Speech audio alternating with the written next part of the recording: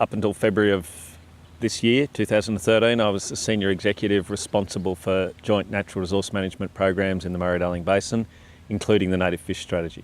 I think it's an example of a really well-designed, well-crafted program that brought scientists, governments and communities together to do a range of things that were absolutely necessary. So I think if Australia is going to maintain a can-do approach to managing and restoring ecosystems, we have to have programs like that. Otherwise, they represent a kind of hollow rhetoric. They're a bit like a set for a Western. You go around the back and there's nothing there, just a set of props. You know, we have to have the substance behind the appearance of our policies. And the native fish strategy was a great example where there was real substance. It evolved over time, brought together the right people. It was well balanced between community involvement and scientific expertise.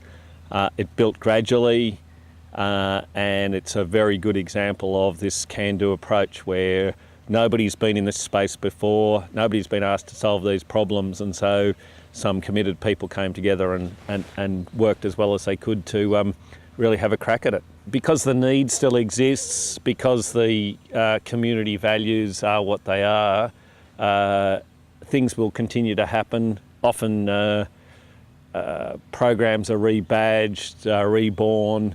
The same underlying need to protect aquatic biodiversity is there, and it would be a very sad day if we just had a blatant disregard for that need and sort of ignored it. That would be negligent on the part of governments and communities, and I don't think it'll happen because I think there's so many people from all walks of life who are committed to it. There's a whole lot of Australian organisms that have evolved to deal with drought and flood, and in the hard times they have a resting phase, if you like, like they burrow into the mud and they just hang out there, like they almost hibernate. It's not the correct biological term. Then when the flood comes, they're there and they flourish. If you have a bunch of committed people who are interested in doing great things, you don't always get the favourable conditions, but when the conditions are favourable, you have to be ready to go.